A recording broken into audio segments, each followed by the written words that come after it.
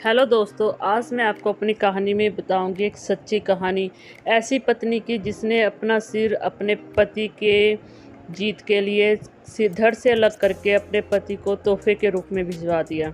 जी हाँ दोस्तों, बात करेंगे रानी हाड़ी रानी के बलिदान के बारे में। ऐसी रानी जिन्होंने एक बार भी नहीं सोचा कि उनके शरीर से जब उनका सर अलग हो जाएगा तो उनके पति के दिल पे क्या बीतेगी। बात है राजस्थान की। राजस्थान में एक रावत राजा हुआ करते थे, रतन सिंह चुंडावत नाम से। उनकी शादी होती है हाड़ी देवी से और हाड़ी देवी बहुत ही सुंदर हैं। अभी उनकी शादी को सप्ताह ही हुआ होता है। वो अपनी रानी से वादा करते हैं कि वो कभी भी 4 महीने तक घर से बाहर नहीं जाएंगे और दोनों साथ में ही रहेंगे। अभी शादी को सप्ताह ही हुआ होता है दोस्तों कि उनको राणा जी एक संदेश भेजते हैं। राणा जी का संदेश वाहक जैसे ही हाड़ा राजा के पास संदेश लेके आता है और जैसे ही हाड़ा राजा को बताता है कि उनको युद्ध के लिए जल्दी ही शीघ्र अभी के अभी निकलना होगा, तो हाड़ा राजा थोड़े चिंतित हो जाते हैं। उनको लगता है कि अभी तो शादी को सप्ताह ही हुआ है, पता नहीं रानी मेरे बारे में क्या सोचेगी। जैसे ही प्रस्ताव को पढ़ते हैं उसमें लिखा होता है कि औरंगजेब की सेना को रोकना बहुत ज़रूरी है और मुसलमान जो हैं वो औरंगजेब की तरफ मदद के लिए बढ़ रहे हैं। इसलिए हाड़ा राजा को प्रस्ताव भेजा गया है कि जितना हो सके वो उतना मुस्लिम सेना को रोकें ताकि वो राणा जी जो हैं वो औरंगजेब की सेना को रोक सकें और अपना काम समाप्त कर सकें। जैसे ही बात सुनते हैं प्रस्ताव के बारे में, रानी से बताते हैं कि रानी मुझे जाना पड़ेगा। तो रानी बहुत खुश होती है, बोलती है राजा कि इसीलिए तो हम जो राजपूतानी रानियां हैं अपने बेटों को जन्म देती हैं ताकि वो देश के काम आए। वो बोलती है कि थोड़ी देर आप रुको और भाग के अंदर जाती है और जैसे ही जाती है पूजा की थाली लेके आती है।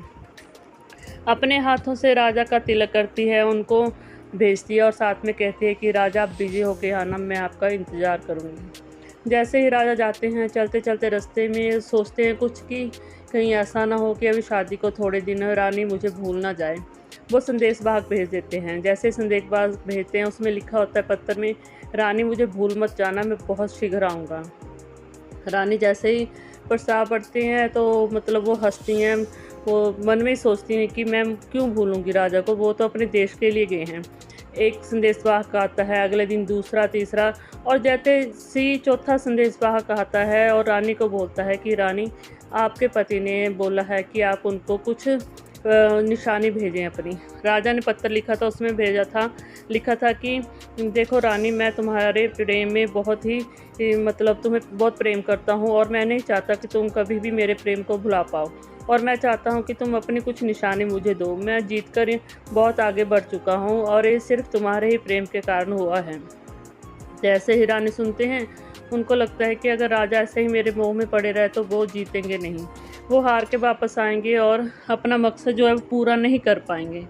रानी के मन में एक बात आती है, संदेशवाहक को अपने पास बुलाते हैं।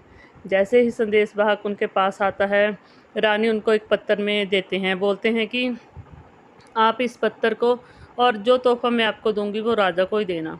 इस तोहफे को कोई और ना देखे, सिर्फ राजा ही देखें। पत्र में रानी ने लिखा है कि राजा, आज मैं आपको अपने मोह से वो मोक्ष प्राप्त करती हूँ। मैं नहीं चाहती कि आप मेरे मोह में पड़े रहो और आप अपने देश के लिए जो अपना फ़र्ज़ पूरा कर रहे हो उसको भूल जाओ। और पत्थर को बंद कर देते हैं और जैसे ही अब संदेशवाहक उनकी तरफ देखने लगता है वो तलवार से अपना सर धड़ से अलग कर देते हैं। यह सब देख कर संदेशवाहक की आंखों में आंसू आ जाते हैं और वो एक रानी का जो मस्तिष्क है उसको सोने की थाली में रख के राजा के पास ले जाते हैं और सुहाग की चुनर चढ़ा देते हैं। जैसे ही राजा दूर से देखते हैं कि संदेशवाहक कुछ लेके आ रहे हैं तो वो खुशी के आंसू होते हैं। राजा को खुद पता नहीं लग रहा कि उनकी आंखों में आंसू क्यों आ रहे हैं। जैसे ही वो उस थाल पर से चुन्नर हटाते हैं तो देख के बहुत ज़्यादा हैरान हो जाते हैं। उनको समझ नहीं आता और इतना मतलब उनका जो मोह है, वो प्यार है रानी के प्रति, वो दिखता है और वो गुस्से में आकर सभी को ही मार गिराते हैं और विजय होकर महल वापस आते हैं।